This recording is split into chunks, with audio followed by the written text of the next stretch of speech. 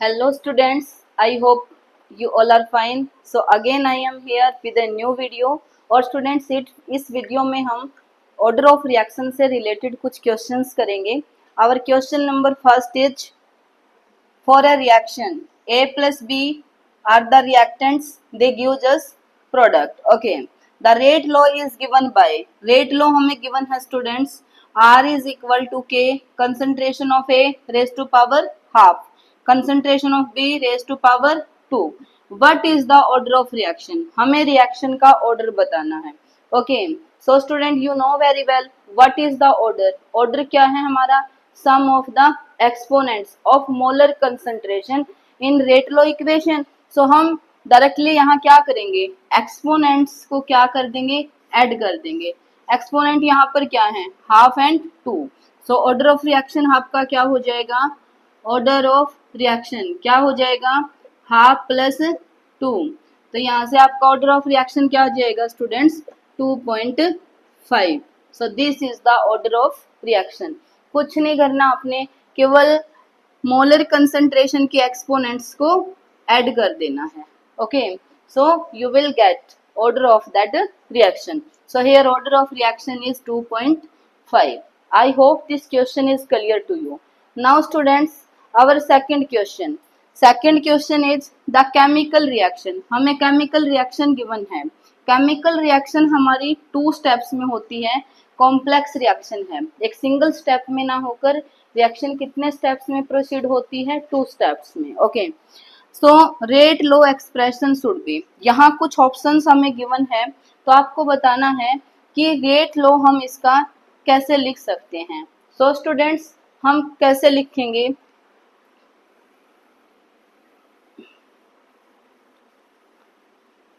Student you know very well rate of reaction हमारा depend करता है किस पे? स्लोवेस्ट स्टेप पे. तो यहाँ पर स्लो स्टेप पर पहले हम देखेंगे कि स्लो स्टेप कौन सा है. So second step is the slow step. इसके अकॉर्डिंग अगर हम रेट ऑफ रिएक्शन लिखेंगे, so rate is equal to K, rate is equal to K, और we can write K dash. Okay, constant तो कुछ भी लिखें कोई फर्क नहीं पड़ता.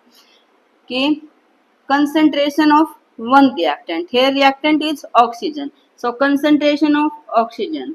Then second reactant is ozone, so then concentration of O3. अगर हम स्लोवेस्ट स्टेप में लिखेंगे तो रेट ऑफ रिएक्शन स्टूडेंट हमारा ये होना चाहिए. बट यहाँ पर जो कंसंट्रेशन ऑफ O है, ये हमारी फर्स्ट स्टेप में पहले इसकी प्रोडक्शन हुई है स्टूडेंट. क्योंकि यहाँ देखो, आप ओवरऑल रिएक्शन को देखो, आपके पास तो ओजोन था, बट जब हमने स्टेप्स को देखा रिएक्शन के, तो हुआ क्या?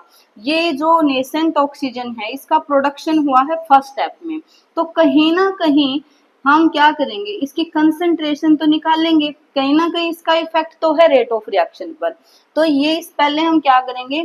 कंसंट्रेशन ऑफ O निकालेंगे. वो कैसे निकाल सकते हैं हम? स्टूडेंट आपने पढ़ा है according to the law of mass action, how can we calculate rate constant? Rate constant क्या होता है आपका? Let us consider it is K double dash. Rate constant हम कैसे लिख सकते हैं? मान लो आपके पास कोई भी एक इक्वेशन है A B B, this gives us product C plus D T. तो इसके लिए स्टूडेंट हम रेट कांस्टेंट कैसे लिख सकते हैं? Product of concentration of product. तो यहाँ पर प्रोडक्ट क्या है? C and product D. Product mean इनका multiplication. Okay, so product of concentration of product is raise to power of its stoichiometric coefficient. Power में हम इनकी क्या लिख देंगे? इनके stoichiometric coefficient. Divided by concentration, product of concentration of reactant. So फिर हम रिएक्टेंट्स की कंसंट्रेशन का प्रोडक्ट लेंगे raise to power their stoichiometric coefficient. सो ए का कोफिशिएंट एंड बी की पावर में बी का कोफिशिएंट. सो स्टूडेंट किसी भी रिएक्शन का हम रेट कांस्टेंट इस वे से लिख सकते हैं. ओके, तो यहाँ से देखो हमारे पास रिएक्शन क्या थी, फर्स्ट स्टेप ये था, यहाँ से हम कंसंट्रेशन ऑफ O निकाल सकते हैं। तो ये क्या था हमारा O3, ये किस में कन्वर्ट हुआ, ऑक्सीजन प्लस O। तो यहाँ निकाल सकते हो concentration of product, product of concentration of product raise to power their stoichiometric coefficient, तो कोफिशिएंट तो दोनों में ही 1 है, okay. Then divided by concentration of the reactant, concentration of reactant. हम इसको कर क्यों रहे हैं, क्योंकि यहाँ पर हमने ओ की कंसंट्रेशन को फाइंड आउट करना है, ओके।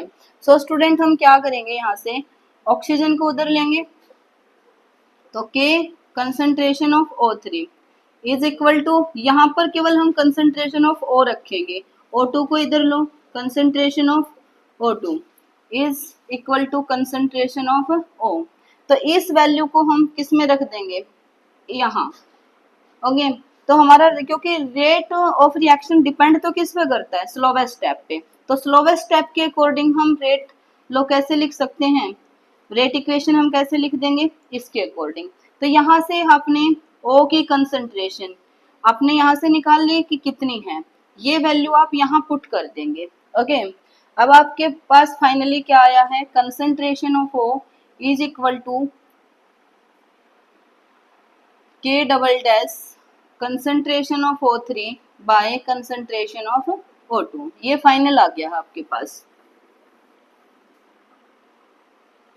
तो अब ये वैल्यू आप किस में पुट कर देंगे, यहाँ rate of reaction is equal to K dash concentration of O, concentration of O is K double dash, okay.